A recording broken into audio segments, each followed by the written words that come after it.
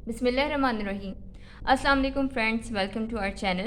So today we are going to discuss malaria's life cycle, जो कि बहुत important है और एग्ज़ाम पॉइंट ऑफ व्यू से मतलब वाइवा में, थ्योरी एग्ज़ाम में इसके क्वेश्चंस आते हैं थ्रू आउट द वर्ल्ड और हमारी कम्युनिटी में ये डिज़ीज़ बहुत कॉमन है, तो इसको अच्छी तरह कर लीजिएगा।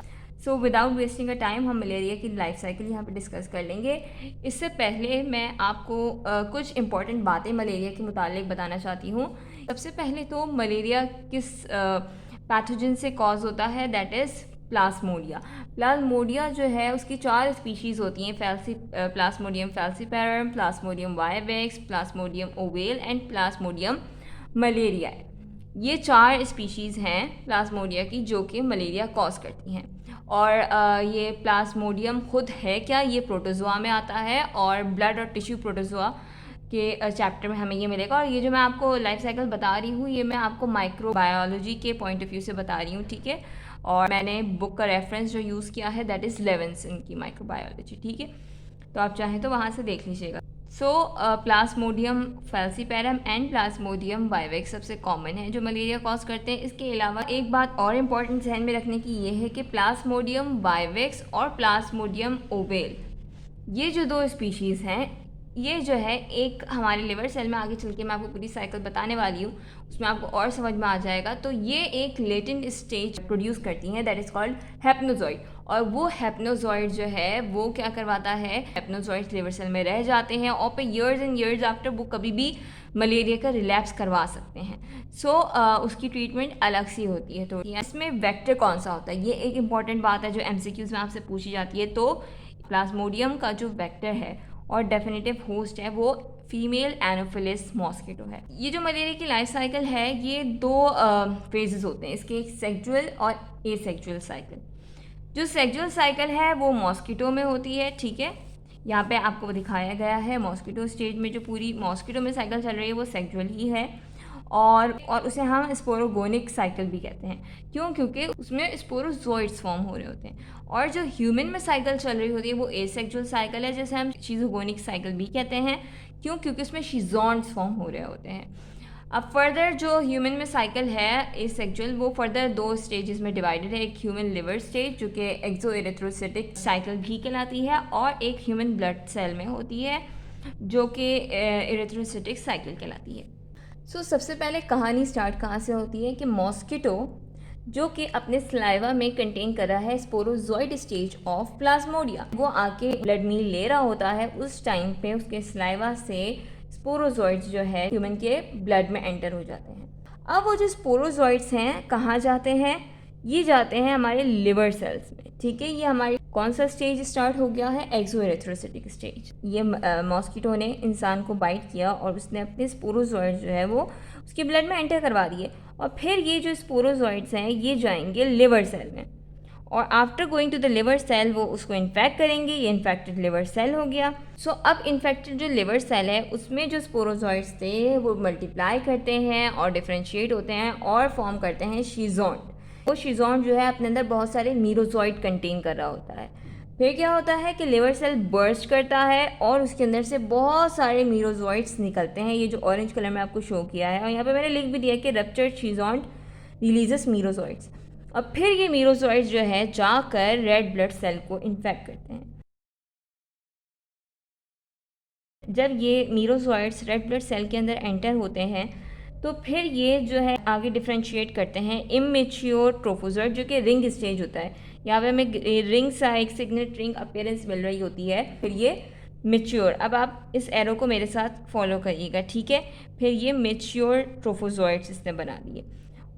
अब ये जो है ट्रोफोजोइड के स्टेजेस ये सब जो है ना डायग्नोस्टिक स्टेज हैं। अब ये जो मेच्योर ट्रोफोजोइड्स हैं ये आगे जाके डिफ्रेंशिएट होते हैं अगेन शीज़ोन्स में जिसके अंदर बहुत सारे मीरोजॉइड होते हैं। ये पूरी साइकिल जो है रेड ब्लड सेल के अंदर चल रही है और फिर जो रेड ब्लड सेल है वो रप्चर होता है और उसके अंदर से बहुत सारे मीरोजॉइड्स निकल रहे होते हैं। फिर वो मीरोजॉइड दोबारा नए रेड ब्लड सेल्स को इन्फेक्ट करेंगे। ये साइकिल जो है चलती रहती है। यहाँ पे सबसे इंपॉर्टेंट बात ये कि जब रेड ब्लड सेल बर्स्ट होता है ये मीरोजॉइड ब्लड में रिलीज होते हैं और फिर दूसरे रेड ब्लड सेल को ये इन्फेक्ट कर रहे होते हैं। वो स्टेज जो होता है वो टाइम जो होता है उस टाइम पे पेशेंट्स में सिम्टम्स अपेयर होते हैं मलेरिया के। कौन कौन से? चिल्स, फीवर, ठीक है, और स्वेटिंग भी। तो ये एक करेक्टरिस्टिक फीचर्स हैं जो कि मलेरिया में देखा जाता है। और एक बात ये कि हमें पता है कि मलेरिया में हमें करेक्टरिस्टिक फाइंडिंग ये मिलती है कि एक पैटर्न से जो है वो फीवर अपेयर हो रहा होता है, जैसे कि 2 दिन बाद या 3 दिन बाद, ठीक है। वो आगे जाके मैं उसकी फर्दर आपको डिटेल बताती हूँ। वो स्पीशी टू स्पीशी वेरिएशन होती है। तो ये जो होता है ये इसी स्टेज में होता है। अब डिपेंड करता है ये मीरोजोइड कौन सी प्लाज्मोडियम की स्पीशीज हैं, फिर उसी हिसाब से ये एक सिंक्रोनाइज्ड वे में ये साइकिल चलती है और पीरियोडिक फीवर कॉज कर रही होती है। अब यहाँ पे एक और इन्होंने बात ये बताई कि कुछ ट्रोफोजोइड वो मीरोजोइड्स वगैरह नहीं बनाते, बल्कि वो क्या बना देते हैं, गैमीटोसाइट। गैमीटोसाइट अब यहाँ से जो है ह्यूमन में ही इसकी प्लाज्मोडिया की सेक्सुअल साइकिल जो है स्टार्ट हो गई। इन्होंने गैमीटोसाइट बनाया। अब गैमीटोसाइट आगे जाके वो डिफ्रेंशिएट हो जाते हैं फीमेल गैमीटोसाइट एंड मेल गैमीटोसाइट, ठीक है। और फिर इस स्टेज पे जो गैमीटोसाइट स्टेज है, इस पे आके अगेन जो नॉर्मल मॉस्किटो है, अब किसकी बारी है, अब इन्फेक्ट होने की बारी है मॉस्किटो की। उसने एक इन्फेक्टेड पर्सन का ब्लड मील लिया, ठीक है, और उस ड्यूरिंग दैट टाइम क्या होता है, वो रेड ब्लड सेल लेता है और वो रेड ब्लड सेल कंटेन कर रहे होते हैं गैमीटोसाइट। अब ये जो है मॉस्किटो के गट में जाके डिफ्रेंशिएट हो जाते हैं इनटू फीमेल मैक्रोगैमीटोसाइट एंड 8 मेल माइक्रोगैमीटोसाइट जो कि स्पर्म लाइक होते हैं। और फिर इनमें फर्टिलाइजेशन होती है एंड एक डिप्लॉइड जाइगोट बनता है। फिर वो डिप्लॉइड जाइगोट जो है वो मोटाइल ऊकाइनेट में डिफ्रेंशिएट हो जाता है और फिर वो जो ऊकाइनेट है वो अपने आप को गट वॉल में बरो कर लेते हैं। फिर वो वहाँ पे ग्रो करते हैं इनटू ऊसिस्ट, ठीक है। ऊकाइनेट ने अपने आप को मॉस्किटो की गट वॉल में बरो किया और फिर वहाँ पे वो ग्रो कर गए ऊसिस्ट में। और फिर ये ऊसिस्ट जो है वो रप्चर होती है, जैसे कि आपको दिखाया है रप्चर्ड ऊसिस्ट। और इसके ऊसिस्ट के अंदर एक्चुअली बहुत सारे हैप्लॉइड स्पोरोजॉइड्स बन रहे होते हैं। और फिर ये रप्चर होती है तो सारे स्पोरोजॉइड्स रिलीज़ होते हैं और फिर वो वहाँ से मॉस्किटो के सलाइवरी ग्लैंड में चले जाते हैं। और फिर अगेन जब वो मॉस्किटो एक नॉर्मल पर्सन को बाइट करता है तो वो उसकी सलाइवा के through again sporozoites normal person में जाते हैं और फिर अगेन ये साइकिल चलती है। अच्छा, इन्फेक्टिव स्टेज ऑब्वियसली यही है स्पोरोजॉइड वाला, कि जब स्पोरोजॉइड बनते हैं और फिर मॉस्किटो जब इंजेक्ट कर देता है ह्यूमन के ब्लड में। अच्छा, इसमें एक और बात जो मैं आपको बताती चलूँ कि प्लाज्मोडियम फैल्सीपैरम गैमीटोसाइट है वो क्रिसेंट शेप का होता है, बनाना शेप, ठीक है। उसकी एक अलग करेक्टरिस्टिक फीचर है कि वो हमें बनाना शेप का नज़र आता है। तो जब भी हम स्लाइड देखते हैं तो हमें अगर बनाना शेप का नज़र आ रहा है तो वी कैन ईजिली आइडेंटिफाई कि ये जो है प्लाज्मोडियम फैल्सीपैरम के गैमीटोसाइट है। और इसके अलावा यहीं पे लिवर सेल में जो वाइवेक्स और ओवेल है वो अपने एक लेटेंट स्टेज भी छोड़ जाते हैं जिसे हैप्नोजॉइड्स कहते हैं, जो कि रिलैप्स करवाता है मलेरिया की। इट कैन बी थोड़े अरसे बाद या ईयर्स आफ्टर। और जो प्लाज्मोडियम फैल्सीपैरम है उमूमन जो है वो सीवियर इन्फेक्शन कॉज करता है, स्पेशली क्योंकि majority through out the world chloroquine malaria को ट्रीट करने के लिए ड्रग ऑफ चॉइस है। वो जो प्लाज्मोडियम फैल्सीपैरम है प्रीडोमिनेंटली उसमें देखा गया है थ्रू आउट द वर्ल्ड कि उसमें रेजिस्टेंस आ रही है क्लोरोक्विन की। तो फैल्सीपैरम जो कि क्लोरोक्विन रेजिस्टेंट है वो आजकल through out the world predominant है।